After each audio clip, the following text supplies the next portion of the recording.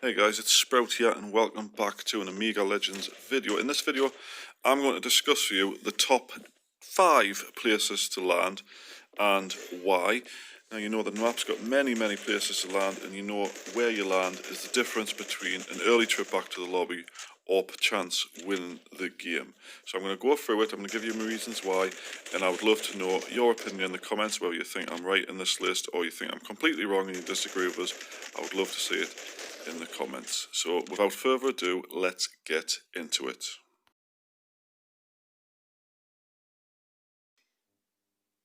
Alright everyone, the first stop on our list here is Motel.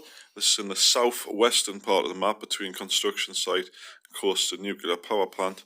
And the reason I like this place, I used to land here quite a lot, is how near everything is to it. You've got the little pool to the left here, you just saw as I was landing, and you've got to the right where I do actually land, is boxes absolutely everywhere. You've got loads of boxes, you've got boxes in the motel, but more importantly, you've got roofs to sit on, you've got lots of walls to hide behind, cover is everywhere, and there's enough guns in these buildings to supply your full squad with enough weapons.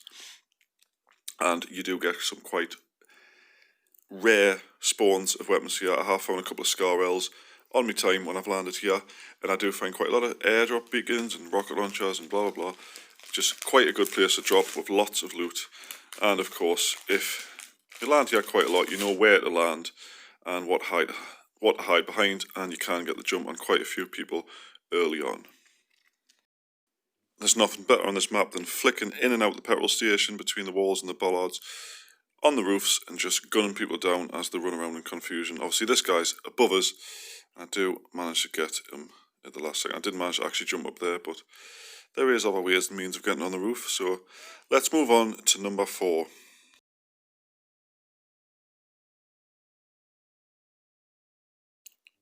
And in at number 4, guys, we have Nuclear Station, which is found in the far corner of the map, right past Motel. And quite honestly, I don't land here that often, but when I do land here, it's so worth it because the amount of loot you find in this area is absolutely ridiculous. As you just saw, I just land on a Scarrel straight away there. You get loads of high tier loot in this area, and there's loads and loads of cover to hide behind. Unfortunately, I didn't actually run into anyone during this recording, and I didn't actually get to show off the cover of this place. But if you do land here, you do know what I'm talking about. And there's just the amount of loot, especially for a 3-man squad, is ridiculous. Also, as you leave to the northwest or the northeast, you've got quite a few crates on your way into the zone, wherever the zone may be. The zone might be on nuclear power plant, not that I've ever seen it like that very often, but I do find myself getting fully kitted up here with a squad before I move on to other zones, so that's why it takes number 4. Number 3 on my list is Science Hub. Now, admittedly, during the earlier tiers of this game, say bronze, silver, platinum, this is literally the only place I ever landed. I always land on the roof of the multi-complex here. Sometimes I land on the roofs of the smaller buildings, but the amount of places to land here, the amount of places to run around, hide behind, go around corners, everything like that, and all the loot you can find in the place itself is quite good, especially for a squad. You can land in 3 separate locations throughout the whole thing. I do actually find an airdrop beacon in this, I find a rocket launcher, all in this multi-story car park in one game, and it does gear you up fully before you have to move on to another area. And usually, going off most of my experience with this game, the zone is generally in the northern area quite a lot, so it does stand you in good stead for the next zone. You don't have to run very much. Not that it hurts you very much, but it does help. And obviously I find all the weapons I want quite easily, and I don't actually run into anyone just yet, but if I did, I'm sure I would have been able to gun them down. So this takes number 3. I don't land here quite as often as I used to, but I did a lot as I was lower ranked. There's the rocket launcher, there's the airdrop beacon. In at number 2, I have the bane of everybody's existence last event, where you had to land at Warehouse 3 times for them stars just to get the cowboy suits. But Warehouse does come on number 2 on this list because of the sheer amount of loot that you do get in this place. You always manage to find something good, something you want every time you land here. Not to mention the amount of places you can run around, you can hide behind, drop mines in little nooks and crannies just to catch people as they come in.